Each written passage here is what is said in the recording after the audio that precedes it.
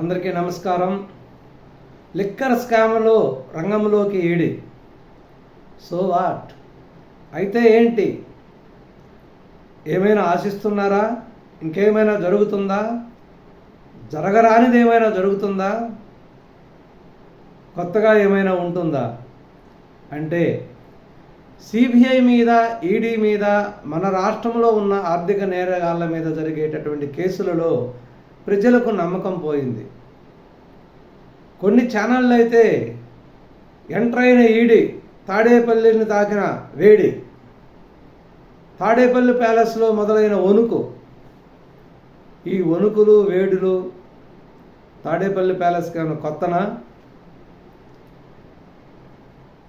కేంద్ర ప్రభుత్వం, కేంద్రంలో ఉండే కొంతమంది పెద్దలు వేడికి తగినటువంటి కూలర్లని, వణుకుకు తగినటువంటి రగ్గులని, దుప్పట్లని ఎప్పుడో ఇచ్చింది జగన్ గారికి.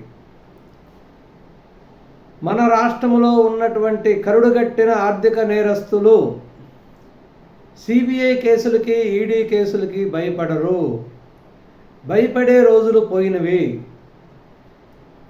వాళ్ళు భయపడేదల్లా రాష్ట్ర సంస్థలకే, రాష్ట్ర దర్యాప్తు సంస్థలకే. రాష్ట్ర దర్యాప్తు సంస్థల వల్లనే వాళ్ళల్లో వణుకు మొదలైంది, వేడి మొదలైంది, భయం మొదలైంది. అంతేగాని ఇప్పుడు రాష్ట్రంలో జరుగుతున్న కేసులన్నిటినీ కూడా సిబిఐకి కానీ అప్పజెబితే అందరికంటే ఎక్కువ సంతోషించేది, అందరికంటే ఎక్కువ ప్రశాంతంగా ఉండేది జగన్మోహన్ రెడ్డి గారే. ఎందుకంటే గత 11 సంవత్సరాల క్రితం ఉమ్మడి రాష్ట్రంలో 13 సిబిఐ కేసులు, 11 ఈడీ కేసులు నమోదైనటువంటి జగన్మోహన్ రెడ్డి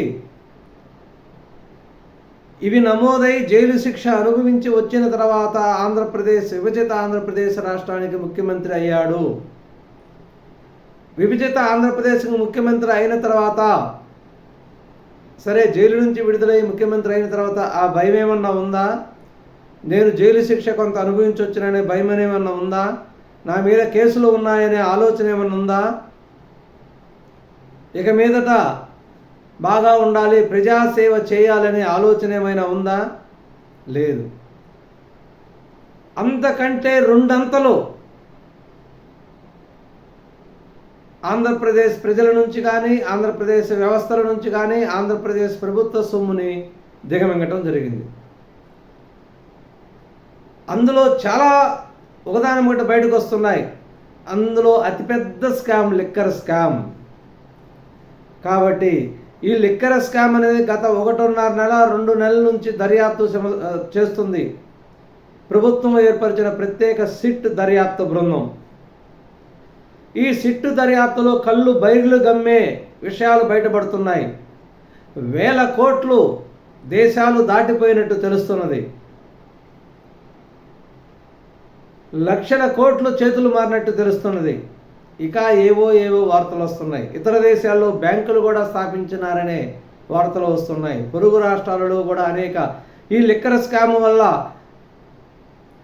పేద ప్రజల యొక్క బాడీలో ఉన్న రక్తాన్ని పీల్చి సంపాదించినటువంటి ఈ డబ్బుతో వాళ్ళు అనేక వ్యాపారాలు చేసి, అనేక సూట్ కేస్ కంపెనీలు పెట్టి వాటి ద్వారా డబ్బులు అనేవి చేతులు మారినాయి.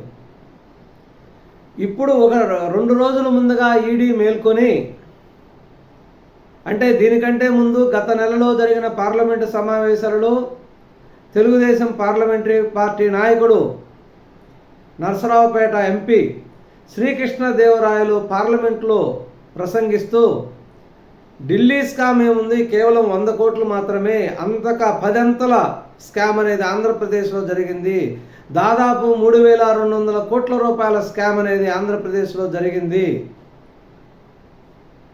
ఢిల్లీలో జరిగిన లిక్కర్ స్కామ్లో ఎటువంటి పేద ప్రజల మీద ఎటువంటి ప్రభావం లేదు, పేద ప్రజల ఆరోగ్యాల మీద ఎటువంటి ఎఫెక్ట్ లేదు. కానీ ఆంధ్రప్రదేశ్లో జరిగినటువంటి లిక్కర్ స్కామ్లో పేద ప్రజల ప్రాణాలు పీల్చి పిప్పి చేశారు. ఎంతోమంది కిడ్నీ వ్యాధితోనూ, ఎంతోమంది లివర్ వ్యాధితోనూ వ్యాధిగ్రస్తులుగా మిగిలిపోయారు. హాస్పిటల్స్ చుట్టూ తిరుగుతున్నారు. గత 5 సంవత్సరాలలో ఆరోగ్యశ్రీ ద్వారా చూపించుకున్నటువంటి వ్యక్తులలో ఎక్కువ శాతం కిడ్నీ లివర్ సంబంధించిన వ్యాధిగ్రస్తులేను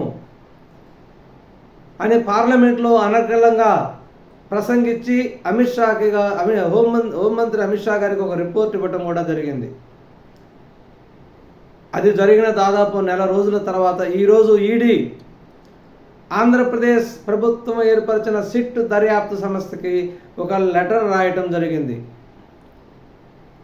ఈ మద్యం లిక్కర్కి సంబంధించిన ట్రాన్సాక్షన్ సంబంధించిన డీటెయిల్స్, దీనికి సంబంధించిన పూర్తి సమాచారాన్ని మాకు ఇవ్వండి, ఇచ్చి మా దర్యాప్తుకు సహకరించండి అని చెప్పి సిట్కి ఒక లెటర్ రాయటం జరిగింది. కాబట్టి ఆటోమేటిక్గా వీళ్ళు దానికి సంబంధించిన డీటెయిల్స్ అన్నీ ఇస్తారు.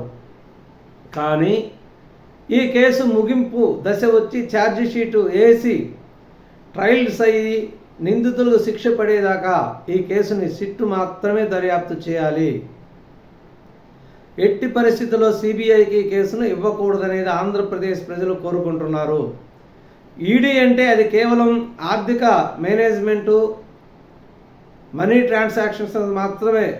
ట్రాన్సాక్షన్ సంబంధించిన విషయాలు మాత్రమే విచారిస్తుంది. దానికి సంబంధించిన కేసు అది సపరేట్గా ఫైల్ చేసుకుంటుంది. కానీ కేసు మొత్తం కానీ సిబిఐకి కానీ అప్పగించినట్లయితే అది మళ్ళీ స్టోర్ రూమ్లో వేసినట్టేను. ఎందుకంటే లిక్కర్ స్కామ్లో ఏవైతే ఆరోపణలు ఎదుర్కొంటున్న వాళ్ళు స్వయాన వాళ్ళ బాబాయిని హత్య చేయడం జరిగింది.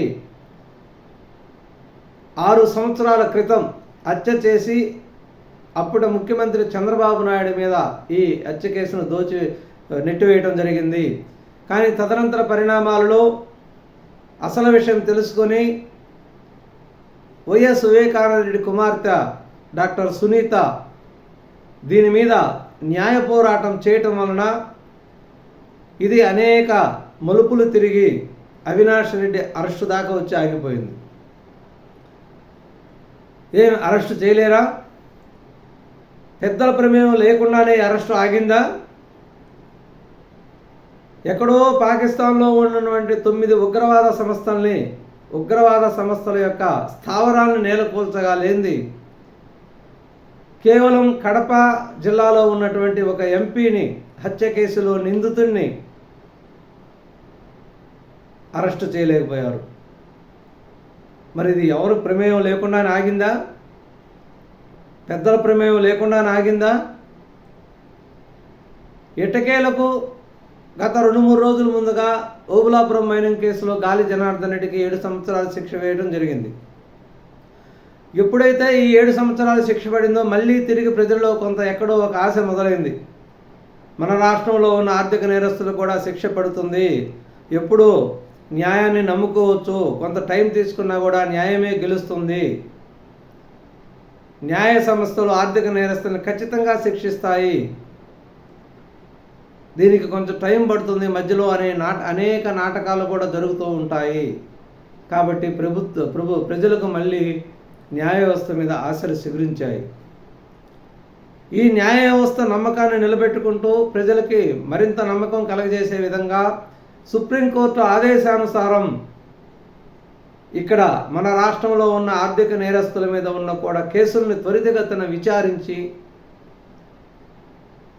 వాటికి కూడా తగినంత శిక్ష వేయవలసిందిగా ఆంధ్రప్రదేశ్ ప్రజలు కోరుకుంటున్నారు. ఆంధ్రప్రదేశ్ ప్రజలారా, అన్నిటికంటే పెద్ద శిక్ష 2024 ఎలక్షన్లో ప్రజలు వేశారు. ప్రజలు వేసిన శిక్షే అన్నిటికంటే పెద్ద శిక్ష. కానీ వాళ్ళు మళ్ళీ అనేక రూపాలలో ప్రజలను భ్రమింపచేసి, ప్రజలను నమ్మించి, అనేక అబద్ధాలను ప్రచారం చేసి, ఉన్నది లేనట్లు లేనిది ఉన్నట్లు కల్పిత వార్తలను తమ సొంత పత్రికలో ప్రచురిస్తూ ప్రజలను మాయ మాటలతో, అమాయక మాటలతో తమకు అంతరంగంగా ఉన్నటువంటి విశ్వరూపాన్ని ఎక్కడా బయటపడనీయకుండా బాహ్యంగా అమాయకత్వాన్ని నింపుకొని ప్రజలను నమ్మించి మభ్యపెట్టి మళ్ళీ నేనే ముఖ్యమంత్రి, ఇక కూటమి ప్రభుత్వం గెలవదు, తిరిగి 2029లో నేనే ముఖ్యమంత్రి, అన్ని ప్రజల్ని ఏమారుస్తూ వస్తున్నారు. కాబట్టి దీని మీద ఎంతో ప్రజలు జాగరూకతతో అప్రమత్తంగా ఉండాల్సిన అవసరం ఎంతో ఉంది.